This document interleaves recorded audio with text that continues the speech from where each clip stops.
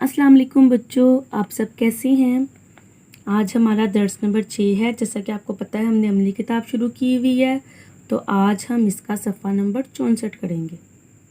जी बेटा, सफ़ा नंबर 64 पे मजमून है सूरज।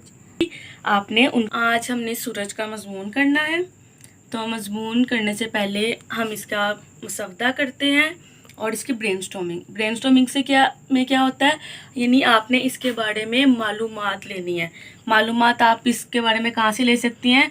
सूरज के बारे में मालूमात आप मैगज़ीन से ले सकते हैं। आपकी किताब में भी एक शायद सबक मौजूद है, उसमें भी सूरज के बारे में मालूमात मौजूद हैं। इसके अलावा आप अपने किसी बड़े से इसके बारे में मालूमात हासिल कर सकते हैं। सूरज के बारे में आपको बहुत सी मालूमात मिल जाएंगी। तो सबसे पहले आप अपनी किताबें बंद कर देंगे। जो मैं आपको इसकी बात मालूमात दूंगी, उन मालूमात को इस्तेमाल करके हम एक मुकम्मल मजमून तैयार करेंगे। अब सबसे पहले आपको पता होना चाहिए सूरज है क्या। अब सूरज क्या है? ये एक आग का बगोला है या एक ये गैसों का मजमुआ है। सूरज निज़ाम शमसी का हिस्सा है। आप आसमान पर देखते हैं, आपको तारे नज़र आते हैं, सूरज नज़र आता है, चांद नज़र आता है। आसमान पर जो चांद, सितारे, सियारे, ये सारा जो निज़ाम है हम इसको निज़ाम शमसी कहते हैं। सूरज हमारी निज़ाम शमसी का सबसे बड़ा हिस्सा है। ये एक सियारा है जो गैसों का मजमूआ है, यानी एक आग का बगोला है। इससे हमें क्या मिलती है? रोशनी मिलती है, तवानाई मिलती है। तो सबसे पहले आप क्या मेन पॉइंट लिखेंगे कि सूरज क्या है? सूरज एक सियारा है। इसका जो मेन जो इसकी खास मालूमात थी वो ये थी कि सूरज एक सियारा है। अब आपके पास एक मालूमात आ गई, तो आप इसको मुसव्वदा जब आप करेंगे, मुसव्वदा होता है जो मैं आपको सारी मालूमात दूंगी उसको आपने इकट्ठा करके एक इबारत की शक्ल देनी है, यानी आप उसके पॉइंट्स लिखेंगे और इसके अलावा जो आपको मालूमात मिलती हैं वो भी आप उसमें शामिल कर सकते हैं। अब इसके बाद सूरज के बारे में आपको पता चल गया, सूरज एक सियारा है। ठीक है। अब जो अगली मालूमात है, सूरज का हमें फ़ायदा क्या होता है। ठीक है, किसी चीज़ के बारे में हम बताते हैं, उसका फ़ायदा बताते हैं, उसके नुकसानात बताते हैं। जब हम ये एक आपके पास मजमून है सूरज का। अगर हमारे पास कायद आज़म का मजमून हो, इलामा इकबाल का मजमून हो, मेरा पसंदीदा फल हो, कुछ भी हो, जैसे कायद आज़म का मजमून होगा तो मैं आपको उसकी पहले बताऊंगी कि उनकी पैदाइश कब हुई, वफ़ात कब हुई, उन्होंने कहाँ से तालीम हासिल की, उन्होंने हमारे लिए क्या किया। तो ये मजमून है। तो इसमें एक तो पहले हमें पता होना चाहिए कि सूरज है क्या। फिर अब हम इसके भी फ़ायदे, नुकसानात सब कुछ बताएंगे। तो सबसे पहले इसका फ़ायदा क्या है? ये रोशनी देने का सबसे बड़ा ज़रिया। सूरज का जो सबसे अहम काम है उससे आपको क्या मिलती है? रोशनी और हरारत मिलती है। इसके अलावा इसका एक और काम क्या है? इससे हमें हरारत मिलती है। तो अब आपको पता चल जाना चाहिए सूरज की हरारत से क्या होता है। सूरज की हरारत से फसलें पकती हैं। सबसे जो मेन काम है हमारे खाने की जो चीज़ है, सूरज की रोशनी और हरारत के बगैर कभी भी हमारी फसलें नहीं पकेंगी। ठीक है। सूरज की रोशनी होगी तो पूरी कायनात रोशन होगी। हम जितने मर्जी बल्ब रोशन कर लें, आग जला लें, लेकिन जो सूरज की रोशनी है वो बहुत ज़रूरी है।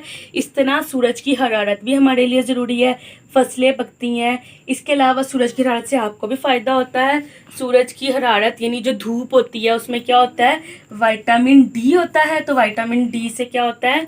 हमारी हड्डियां मजबूत होती हैं। ये इसका सबसे बड़ा फ़ायदा है। तो मैं यहाँ पे फ़ायदा लिख देती हूँ। इसके अलावा आपको जो इसके फ़ायदे पता चलते जाए आप लिख सकते हैं। मैं आपको थोड़े बहुत पॉइंट्स बता रही हूँ, आपको जो मालूमात मिलती जाएंगी आप उसको खुद लिखेंगे।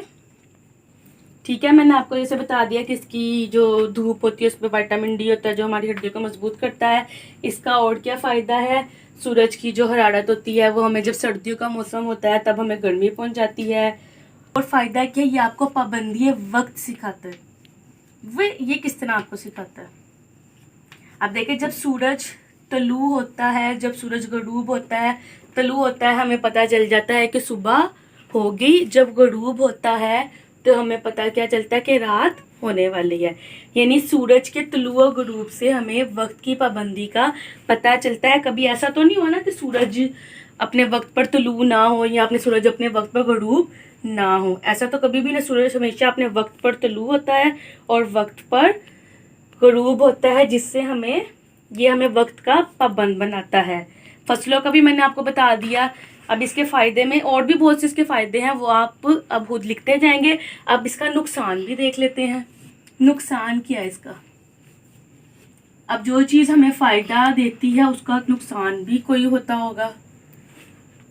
अब आपको पता है सूरज, जैसे सर्दियों में इसकी धूप में हमें फ़ायदा होता है, हमें इसकी धूप अच्छी लगती है, लेकिन गर्मियों में इसकी धूप हमें नुकसान भी दे सकती है। जब सूरज बहुत ज़्यादा की धूप बहुत तेज़ हो जाती है, तो अगर हम इसकी धूप में बैठे गर्मियों में, तो इससे हमें लू लग जाने का खदशा होता है। लू क्या होती है? जिससे आपको बुखार हो जाता है। ठीक है, इसलिए हमें गर्मियों में तो सूरज की धूप में नहीं बैठना चाहिए। सर्दियों में जिसकी धूप होती है वो हमें फ़ायदा देती है। इसके अलावा अब आपको पता चल गया, ये सूरज बहुत बड़ी नेमत है जिसका कोई नेमुल बदल नहीं है। ये अल्लाह की ऐसी नेमत है जिस पे हम इसका जितना शुक्र अदा करें कम है। अब मैंने आपको सूरज के बारे में बता दिया है, इसके फ़ायदे भी बताए हैं, नुकसान भी बताए हैं, और ये अल्लाह की नेमत है इसके बारे में बता दिया। सूरज है क्या, इसके बारे में मैंने आपको बता दिया। अब कुछ मैंने आपको मालूमात दी है, कुछ आपने खुद ही इकट्ठी लिख सकते हैं। तो अब कल आपने क्या करना है, मैंने आपको इसके बारे में बता दिया है। अब आप अपनी उर्दू बे की कॉपी निकालेंगे, उस पर आप जमात का काम लिखेंगे और तारीख लिखेंगे। फिर आप लिखेंगे मुसवदा। मुसवदा यानी जो आपकी को यूज़ करके मश्क होगी, एक मुसवदा लिखेंगे आप। सबसे पहले आप लिख देंगे एक पॉइंट के सूरज एक सियारा है, फिर आप अगला पॉइंट लिखेंगे। इस तरह आप तकरीबन 10 से 12 सतरें इसकी लिखें। अब आप अपना ये वाला काम मुकम्मल करेंगे। कल मैं आपको इसका मजमून करवाऊंगी। तब तक के लिए अल्लाह हाफिज़।